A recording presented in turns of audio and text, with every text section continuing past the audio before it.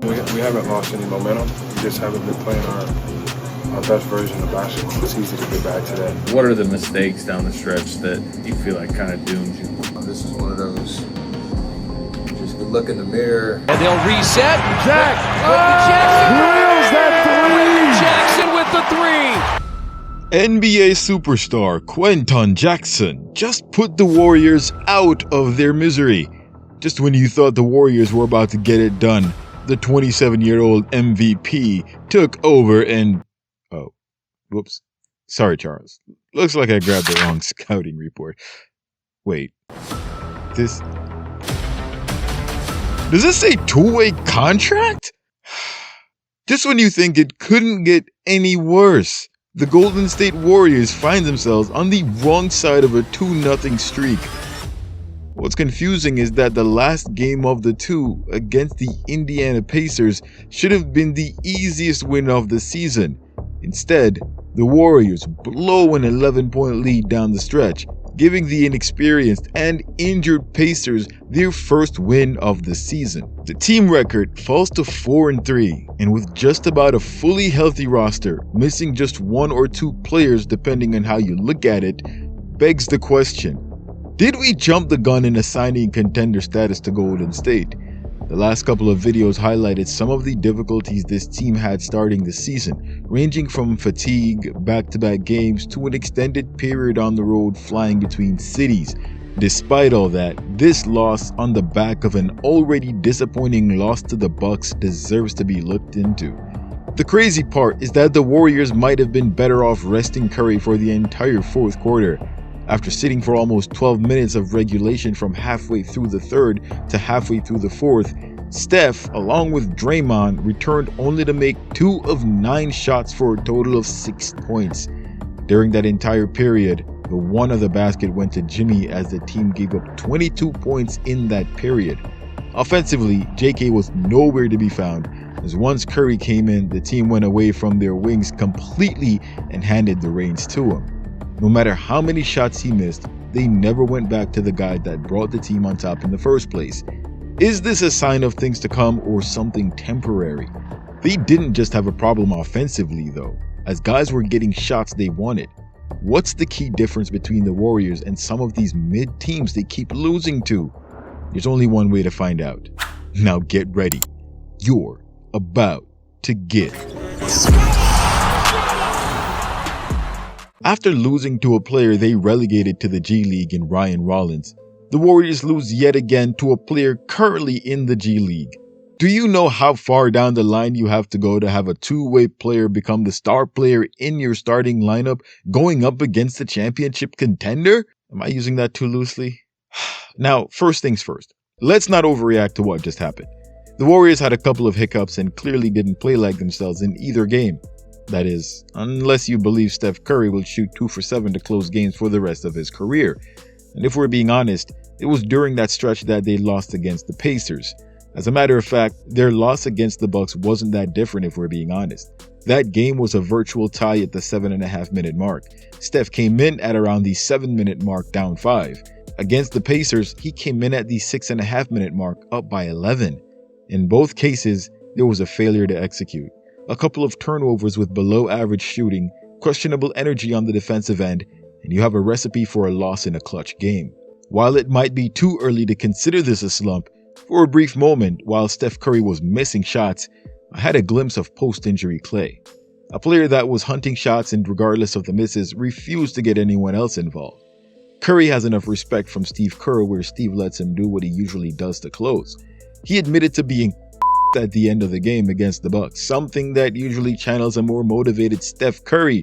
However, that didn't exactly translate as the team doubled down on what appears to be a losing strategy. There were 2 things I noticed at the end of the game, which, if were adjusted, would have easily allowed the Warriors to win.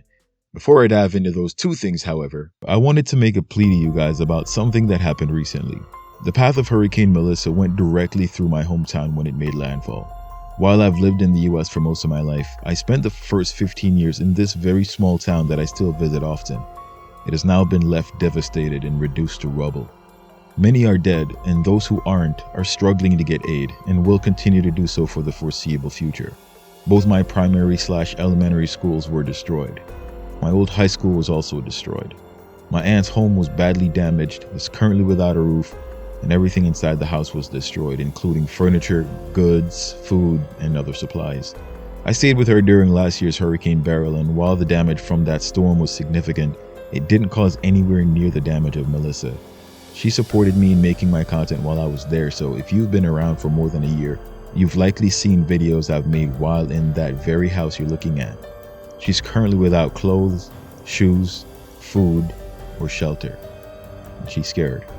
My goal is to help rebuild what she's lost and, if possible, help to rebuild and restore some semblance of normalcy to life in this tiny, close-knit community. I can only do that with your help, so I'm asking for you guys to support this disaster relief in any way you can. Damage estimates for the entire country range between $5 billion and $16 billion in USD. Please take a few minutes to give something. Anything helps, but if you can manage to skip one small expense in support of the people going through this disaster, it will be sincerely appreciated. I've started a GoFundMe with all proceeds going directly to the aid of people in need. The link is posted in the description below. So far, together we've raised almost $1,500. I can't express how much it means to have your support. No amount is too big or too small. Thank you. The first thing I noticed was that once Steph Curry and Draymond returned to the game, they went away from what gave them the lead in the first place. At the beginning of the fourth quarter, the Warriors led by 6 points. Not only did they maintain their lead, they increased it up until Steph Curry came in and knocked down his first triple of the fourth. Up until that point, the Warriors attacked the paint with Butler, earning trips to the foul line. Post made a cut down the lane to finish. JK makes a dunk off a Butler pass. This team was involving everyone in the offense. This keeps players locked in. This also keeps the offense unpredictable. While Jimmy was driving the offense, the Pacers didn't know if he was going to score or if he was going to pass, and if he did pass, who he would pass it to, if he was going to pump fake. This element gave the Warriors an edge. Once Curry came in, they lost that edge. If you've listened to Steve Kerr's post-game interviews, you'll always hear him mention going with the group that's been playing well. And in a close game, if you have an edge, you want to make every effort to maximize that edge. On the other hand, you have a player whom this team belongs to, and sitting Steph Curry in the fourth quarter would have Kerr on the hot seat if the team lost that game. Even if they won, it would still be a questionable decision. Why is a superstar sitting instead of closing? And it would likely be the topic of the night.